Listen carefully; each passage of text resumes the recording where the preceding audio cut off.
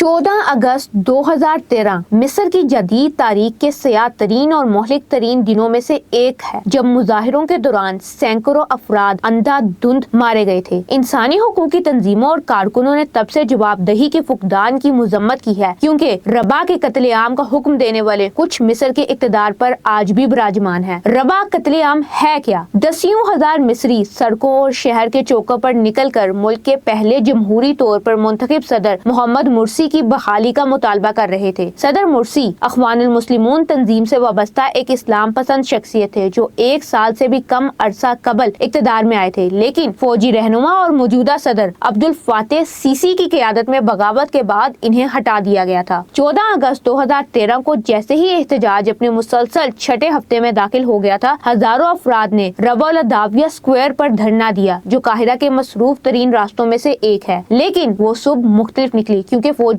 حامیوں اور مرسی کے مخالفین کی جانب سے سخت رد عمل کے لیے ہفتوں کے دباؤ کے بعد پالیسی میں تبدیلی نظر آئی۔ عینی شاہدین اور انسانی حقوقی تنظیموں کے مطابق مصری افواج نے بختر بند گاڑیوں اور بلڈوزروں کے علاوہ چھتوں پر موجود زمینی دستوں اور سنائپرز کا استعمال کیا تاکہ چوک پر چاروں طرف سے حملہ کیا جا سکے اور محفوظ راستہ بند کیا جا سکے۔ النہدہ اسکوائر پر بھی ایک اور دھرنے کو ختم کرنے کے لیے اسی طرح کا پرتشدد طریقہ استعمال کیا گیا اور دونوں واقعات خونی ہو گئے۔ کتنے لوگ مر گئے؟ ہیومن رائٹس واچ نے ایک تحقیق کی جس میں ربا چوک میں موجود لوگوں کو منتشر کرنے کے دوران 817 افراد کی اموات ڈاکیومنٹ کی گئی اور کہا گیا کہ مزید نامعلوم لاشیں اور لاپتہ افراد کا مطلب ہے کہ مرنے والوں کی تعداد 1000 سے زیادہ ہے۔ تنظیم نے النہدہ اسکوائر میں کم از کم 87 ہلاکتوں کی دستاویز بھی کی ہے، جس کی اس نے جولائی 2013 کے آغاز سے لے کر اب تک کئی دیگر ہائی پروفائل لرزہ خیز واقعات میں سے صرف ایک کے طور پر شناخت کی، جن میں سے ہر ایک کے نتیجے میں سیکیورٹی فورسز نے درجنوں مظاہرین کو ہلاک کیا تھا۔ فوج نے مہلک طاقت کا استعمال کیوں کیا؟ سیکیورٹی فورسز نے بڑے پیمانے پر پرامن مظاہرین کے خلاف اندھا دھند مہلک طاقت کا استعمال کیا، بغیر کسی وارننگ کر، اور جب دن کے اختتام پر چوک کے قریب ہسپتال اور مسجد کو بھی آگ لگائی۔ انسانی حقوق کی تنظیموں کو دھرنے میں موجود لوگوں کی طرف سے بہت محدود تعداد میں بندوقوں، مولوٹاف کاکٹیلوں اور پتھروں کے استعمال کے شواہد ملے، لیکن یہ تعداد سیکیورٹی فورسز کے استعمال کردہ طاقت کے پیمانے سے مطابقت نہیں رکھتی اور حکومتی عہدیداروں کے ان دعووں کی حمایت نہیں کرتی کہ طاقت کا استعمال مظاہرین کے تشدد کے جواب میں ہوا۔ قتل عام کے بعد حکومت نے انسانی حقوق کی ممکنہ خلاف ورزیوں کی تحقیقات کے لیے ایک باضابطہ فیکٹ فائنڈنگ کمیٹی تشکیل دی۔ ایک اور نیم سرکاری کونسل نے بھی 1 سال بعد ایک رپورٹ جاری کی، جن کے نتائج سے پتہ چلتا ہے کہ ربا میں سیکیورٹی فورسز نے ضرورت سے زیادہ طاقت کا استعمال کیا اور سینکڑوں افراد مارے گئے، حالانکہ یہ تعداد انسانی حقوق کی تنظیموں کے اعداد و شمار سے کافی کم تھی۔ کسی ایک اہلکار یا ادارے کو بھی جوابدار نہیں ٹھہرایا گیا۔ مظاہرین کے خلاف کریک ڈاؤن کرنے والی فورسز کو انعام دیا گیا اور پولیس اور فوج کے اعزاز کے لیے ربا اسکوائر کے وسط میں ایک یادگار تعمیر کی گئی۔ انسانی حقوق کے متعدد گروپوں اور سیاست دانوں نے امریکہ سمیت دیگر حکومتوں پر تنقید کی کہ انہوں نے صدر سیسی کے ساتھ اپنے معاملات کو ڈیل کرنے کے لیے ان کی انسانی حقوق کی خلاف ورزیوں کو بالکل اگنور کر دیا۔ ایمنسٹی انٹرنیشنل کے مشرق وسطی اور شمالی افریقہ کے لیے تحقیق اور وکالت کے ڈائریکٹر فلپ لوتھر نے مصر میں گزشتہ 10 سالوں کو ڈیکیڈ آف شیم یعنی شرم کی دہائی قرار دیا۔ ربا میں بڑے پیمانے پر قتل عام کرنے پر بین الاقوامی برادری کی طرف سے مصری فوج اور سیکیورٹی فورسز کو بالکل بھی جوابدار نہیں ٹھہرایا گیا۔ ایمنسٹی انٹرنیشنل کے مطابق مصر میں انسانی حقوق کی صورتحال پچھلی دہائی میں نمایاں طور پر ابتر ہوئی ہے، جس میں سڑکوں پر ہونے والے مظاہروں، منمانی حراستوں، غیر منصفانہ مقدمات اور جبری گمشدگیوں پر مسلسل کریک ڈاؤن شامل ہیں۔ تنظیم نے سینکڑوں پھانسیوں، موت کی سزاؤں اور اختلاف رائے کو دبانے کے لیے پرتشدد، آزاد صحافت اور اظہار رائے کی آزادی پر حملوں، سکڑتی ہوئی شہری جگہ اور امتیازی سلوک کی بھی مذمت کی ہے۔